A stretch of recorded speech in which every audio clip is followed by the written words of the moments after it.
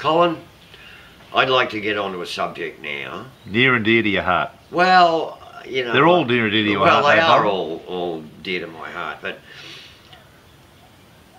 I had the fortunate experience only in the last week or so, actually. I might add I've hardly been home.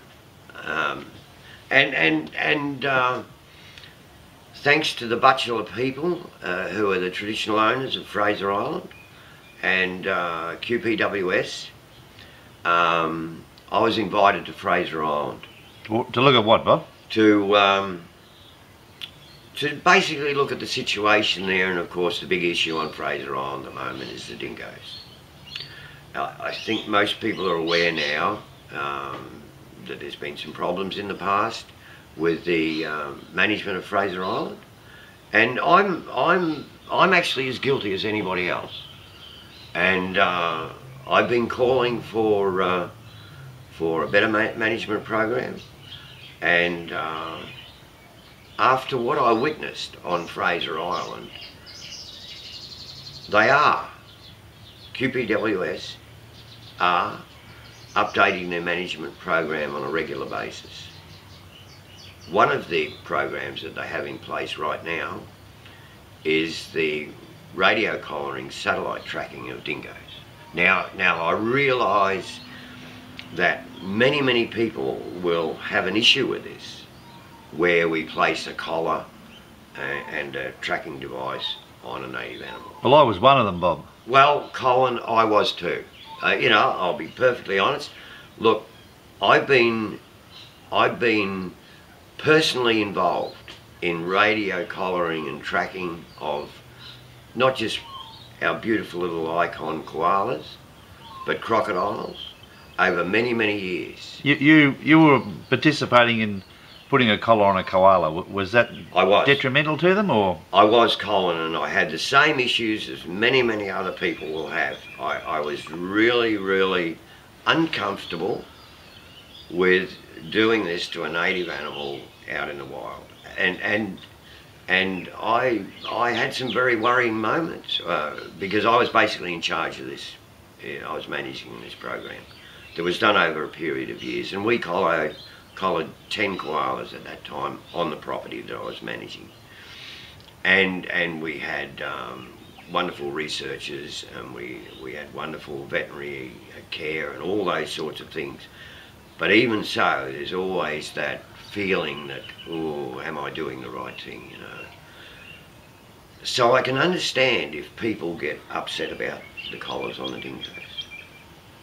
However, the success that we had with the collaring of those koalas, the tracking of those koalas, the information that we got back that then allowed us to make really informed decisions was just amazing. And Colin, at the end of that project, we had in excess of a 90% success rate. Now, that's better than what happens in the wild under normal conditions. So, okay, somebody may come up to me and say, what right have you got to collar that dingo? And what are you going to say to them, Bob? And my answer to them would be, having been to Fraser Island, seen the type of vegetation we're dealing with, how thick some of that vegetation is on the island, and very limited access into areas, the only way that we, and I include QPWS in this because it's their responsibility, the only way that they're going to get really good data on the habits and movements of these animals is with these radio collars. That's your firm belief now? Yes, and I... You seem to have a bit of a change of heart. Yeah. Is that after actually going there and actually witnessing it, or was it just a phone conversation? Was it you on the ground there seeing and changing your mind with what you saw? Yes, it was, Colin, and I'd like to say at this point, I was lucky enough and I was so excited.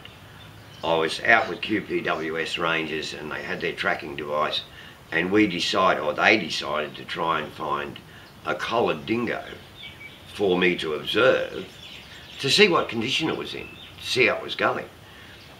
And lo and behold, after quite a few hours and some pretty good expertise with these rangers, they are good at what they do, I observed a dingo up close. We got close to a collared dingo. What condition was that dog in?